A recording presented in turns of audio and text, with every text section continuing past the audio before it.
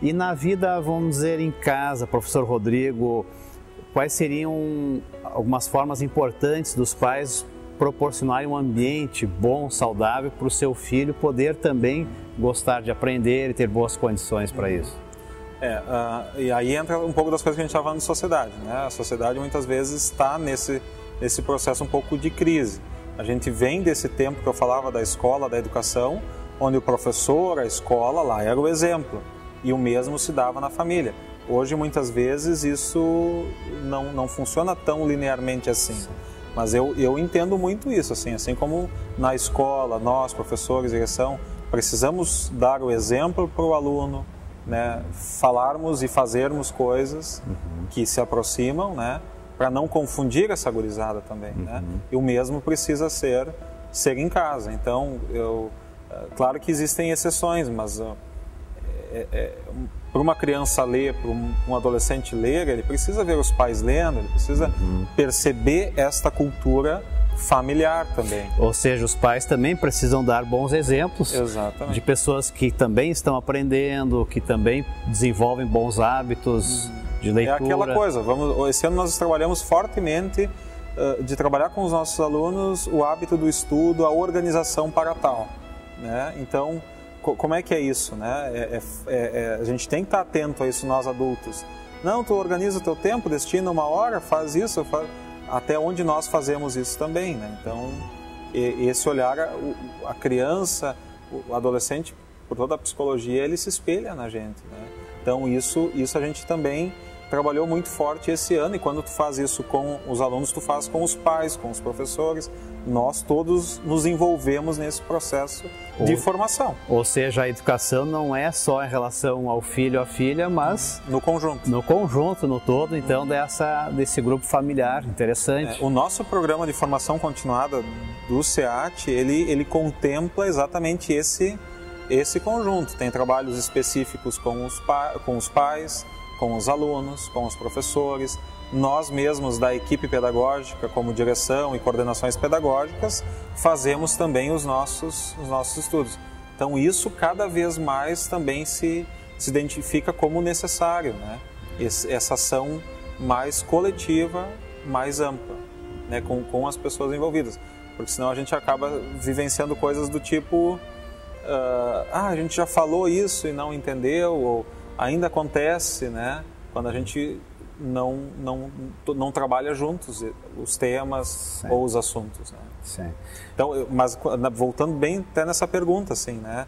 Então, assim, o que eu diria nessa questão que eu falava da própria sala de aula? Assim não é em casa.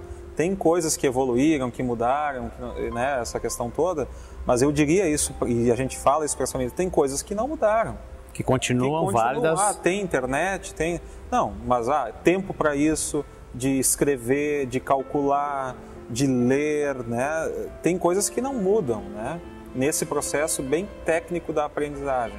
E eu sempre digo isso, as mesmas coisas, e especialmente na questão dos valores, que perpassa por essa postura, né? Os valores, a sociedade muda, o conjunto das coisas até tentam nos fazer, e que bom que fazem pensar, porque a gente ou reafirma algumas coisas, né? E muitas vezes sim. Então, também nesse sentido a gente entende que não muda, né? Tem princípios, tem valores que, por mais que muitas coisas acabam sendo diferentes, ali não. Quais princípios ou valores que a gente poderia dizer que continuam sendo importantes, fundamentais no desenvolvimento do aluno, do estudante, do jovem? Eu parto sempre de dois princípios, né? A gente tem no nosso projeto, né? São lá 7 princípios, mas eu defino 2 como muito importantes e que os outros vêm junto desses, né? Que é a autonomia e a responsabilidade, né? Nós preservamos muito isso, a autonomia, né? Seja na educação, pensando no aluno, ou na educação do filho. Ele vai aprendendo coisas sendo sujeito daquele processo. Só que toda autonomia pressupõe a responsabilidade, então é uma amarração. Então eu reforço muito isso, esses 2 princípios que não deveriam se perder aí, porque a gente vive nesse processo de sociedade que eu falava, muitas vezes assim abafa um pouco a autonomia com receio disso, com receio daquilo, com aquilo e com isso, e acaba não preservando esse princípio na formação das nossas crianças e dos nossos jovens, pensando como sociedade. E a autonomia, obviamente, também precisa vir desde de casa, na relação familiar, de uma pessoa que tem iniciativa própria, que pensa, que reflete, seria nesse sentido? Nesse sentido, exatamente. Agora, como eu dizia, né, junto disso vem a responsabilidade, né? No momento que eu tenho um pouco mais de liberdade para algumas coisas, ou eu consigo pensar, vem uma série de coisas ao encontro de que, bom, aquilo que eu faço terá uma consequência. Sim. Então, eu vou ser responsável por isso, né? E daí nós adultos, profissionais da educação ou pais em casa, precisamos estar do lado desses jovens, dessas crianças, ajudando eles a entender bem as coisas e construindo a sua identidade, o sujeito, enfim, que... né? Professor Rodrigo, muito interessante essa conversa, certamente teríamos assunto para muitos outros encontros. Eu gostaria ainda de fazer uma última pergunta, talvez um pouco provocativa, sobre essa questão da capacidade de reflexão, de autonomia dos jovens hoje. Se fala em alguns círculos de que o jovem corre um risco, um perigo de se tornar alguém que é mais um espectador, que assiste aquilo que está acontecendo ao seu redor. Às vezes até por causa da questão de ser um assistente nos jogos eletrônicos e assim por diante. Você vê alguma preocupação nesse sentido? Você acha que o jovem hoje, ele é um jovem engajado, consciente, que reflete, que busca essa autonomia, ou temos grandes desafios nesse sentido? Eu diria assim, se cria alguns mitos aí da juventude, né? Isso não é dessa geração agora, do jovem, muitas vezes que não quer nada com nada, ou que acaba, né? Eu vejo o jovem bem diferente. Ele é muito mais questionador, ele pergunta, ele, né, quer entender com mais profundidade, ele vai atrás, é muito mais sensível do que muitas vezes os adultos para algumas questões sociais, né? Eu vejo isso dessa forma. O que muitas vezes eu sinto que o jovem se perde hoje, porque muitas vezes nós adultos não conseguimos realmente conduzir algumas coisas com eles, porque daqui a pouco sim, a questão da tecnologia acaba puxando ele para uma outra situação, mas nós precisamos ajudá-lo a lidar com isso, né? Mas eu não vejo ele intrinsecamente, a sua formação, a sua constituição quanto pessoa, sendo alguém que quer a tecnologia ou ele só quer ficar sentado lá. Nós que precisamos ajudá-lo a administrar isso.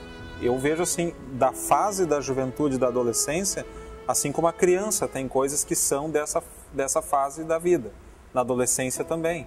Tem coisas que é do jovem, né, de ir atrás, bem até essa coisa a gente que trabalha com o jovem, então, há um bom tempo também, eu vejo muito isso. Ele como eu disse antes, ele é muito mais sensível às questões sociais do que muitas vezes o adulto, por incrível que pareça isso, assim, às vezes, né, parece até um paradoxo, mas eu particularmente tenho essa visão. É muito mais fácil nós provocarmos o jovem para isso do que os adultos, às vezes. Professor Rodrigo, muito bom tê-lo aqui conosco no nosso programa Castelo Forte. Muito interessante esse diálogo, essa conversa, a reflexão, e que eu acredito que muitas pessoas também fazem, às vezes com seus amigos, com a sua família, perguntas que valem a pena nós refletirmos na sociedade.